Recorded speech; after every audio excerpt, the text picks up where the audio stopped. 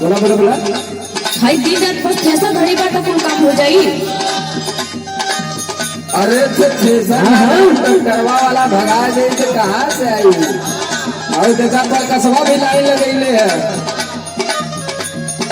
रात भर सैया हमर बढ़े टेम्परेचर।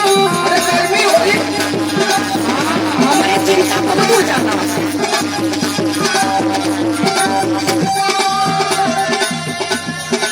कूलर में आप कूलर में रात भर सैया हमर बढ़े टेम्परेचर। तू धरा बेला करे से तू धरा बेला करे से।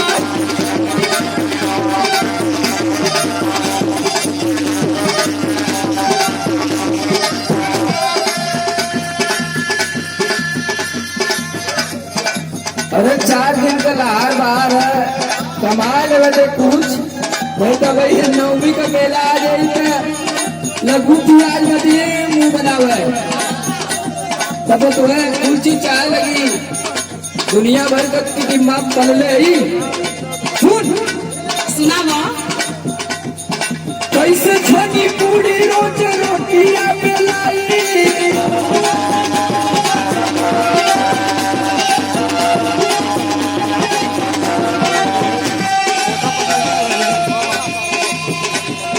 कैसे छनी पूरी रोज रोटियां बेलाई धोना पाला लाई लाई धोना पाला लाई लाई।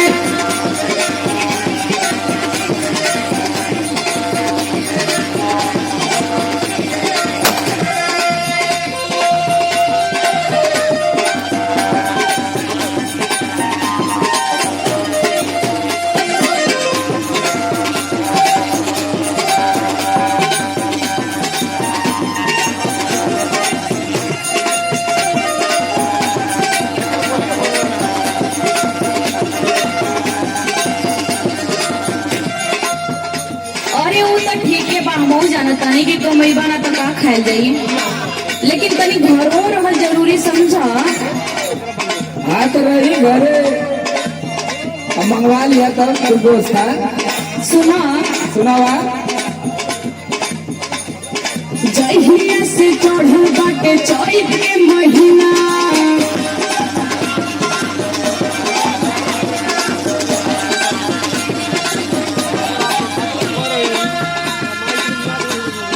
सुतेला ना घरवा बोला मैं को बिना। तनी घरो में सीखा। हाँ बराबर सूट के पुखारी है। जहिया से चढ़ल बाटे चैत के महीना। सुतेला ना घरवा बोला मैं को बिना। दाबी दाबी तकिया पे गोर जाला में चार।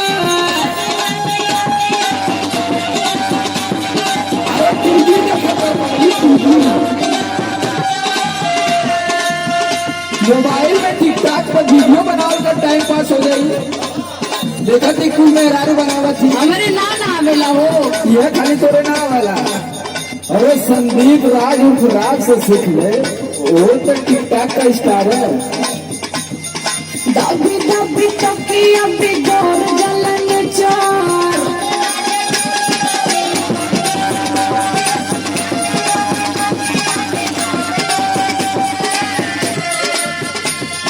दाबी दाबी तकिया पे गोर जाला में चार। तू धरा बेला करे से तू धरा बेला करे से।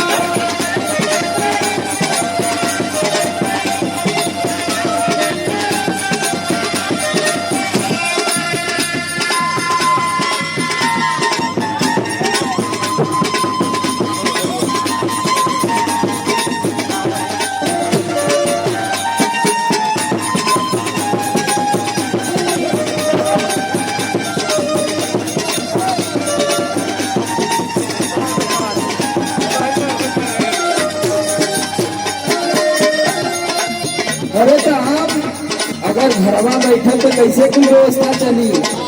हाँ वो तो है ये बा। तू खुद समझदार है तुझे ये सब प्रेशर ना लेवे चाहिए।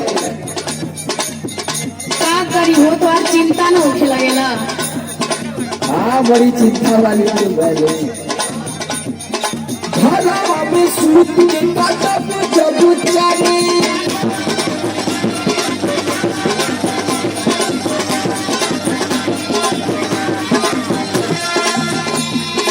घोटे खातिर कहवा से आई दाना पानी अरे भगवान सबके देना हम लोग के दिन है।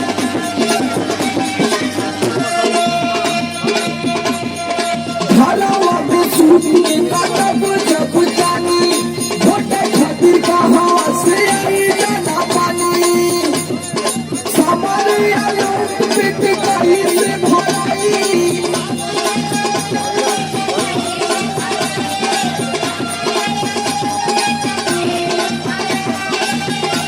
अरे सामरिया लोग पिट कहीं से भराई जो जा